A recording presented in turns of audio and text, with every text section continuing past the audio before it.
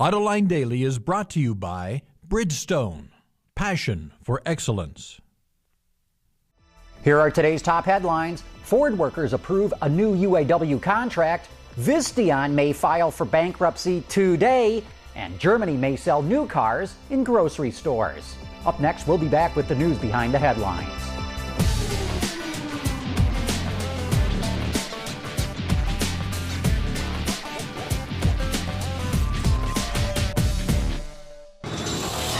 This is Autoline Daily for Tuesday, March 10, 2009, and now the news. Ford's UAW workers ratified a new contract yesterday, which the Wall Street Journal says now puts pressure on GM and Chrysler to come up with the same kind of deal. Ford is going to pay debt holders about 28 cents on the dollar, which will get rid of 40% of its debt. The UAW agreed to restrictions on overtime pay, on COLA increases, and accepting VIVA payments in stock. Even though nearly 60% of UAW members approved the contract, this eliminates the $3.3 billion a year that Ford was paying to UAW workers who were not working. The rumor running through the industry is that Visteon is going to file for Chapter 11 bankruptcy later today. Time is running out for most suppliers who, even if they get money from GM and Chrysler, are merely being paid for bills that were due in January. Unless GM and Chrysler get a lot more money fast, which doesn't look likely, this could signal the start of a long list of suppliers who are going to file. And the impact of this crisis is being exhibited in a number of small ways. Autoblog reports that General Motors is ending its funding of award-winning documentary maker Ken Burns. GM underwrote Burns' films such as The Civil War, Jazz, and Baseball. Words is reporting that Nissan has committed 400 million euros, or roughly $500 million, to its plant in Barcelona, Spain, to produce 2 new models. The company will build its NV200 compact commercial van at the plant, as well as a new vehicle that hasn't been announced yet.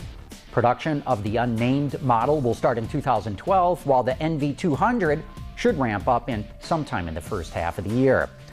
GALPIN Ford is the #1 Ford retailer in the world, and key to its success, according to its owner, Bert Bachman, is keeping an eye out for new franchise opportunities. FordsAuto.com reports that the 78-year-old actively manages 9 different auto franchises with his 2 sons, Brad and Bo, and is always looking for ways to expand. In the early 90s, he was one of the first Ford dealers to get a Saturn franchise from GM, and recently he signed a letter of intent with Mahindra of India and is also interested in Chinese automakers Brilliance and BYD. You know, when a major U.S. dealer goes shopping for Chinese and Indian brands, that is a sign of things to come. The next time you go shopping in Germany, you might be able to pick up a new car along with your groceries. The AP reports that the discount supermarket chain Lidl may start selling Opel Corsas and Volkswagen Cross Polos from its website. The Opel will cost about $14,000, while the VW will retail for a little less than $18,000. Both cars are expected to sell at a discount of about 25% off their suggested retail price. And I've got to ask, where are they going to store these cars? Next to the produce? And where do you go to get an oil change? Maybe they'll do that in the bakery. Coming up next, we'll look at some of the innovations inside the new BMW 7 Series. We'll be back right after this.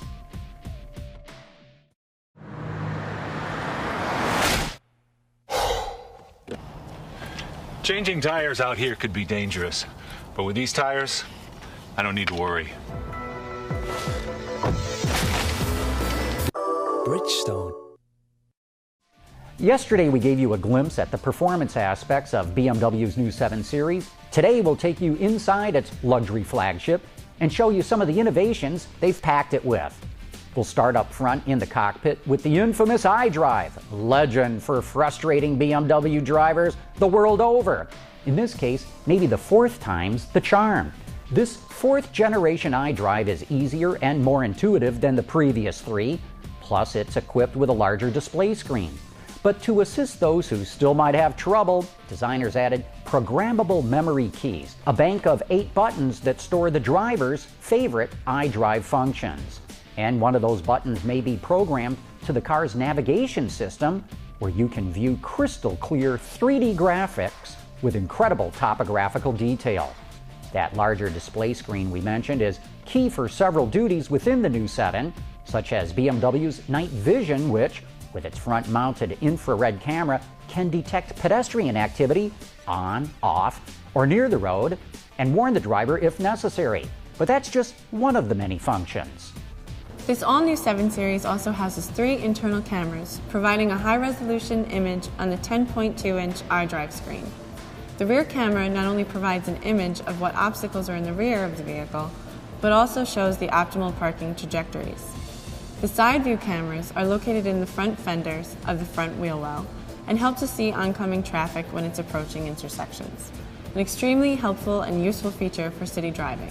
And if you have some passengers you're driving around the city, they'll be able to experience one of the luxury options BMW put into the new 7, rear massaging seats. But it's not all luxury items.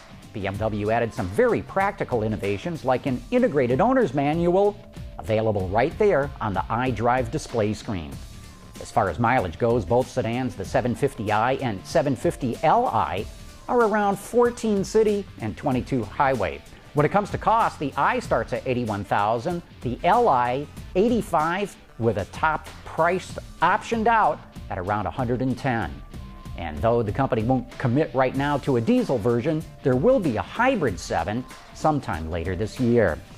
And that's it for today's top news in the global automotive industry. Don't forget, you can always get podcasts, transcripts, and a lot more at our website, AutolineDaily.com. Thanks for watching. We'll see you tomorrow.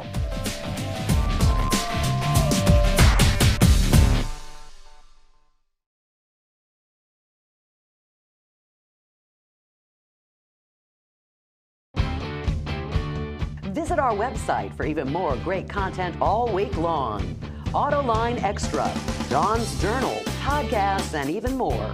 So click over and get the inside view at AutolineDetroit.tv.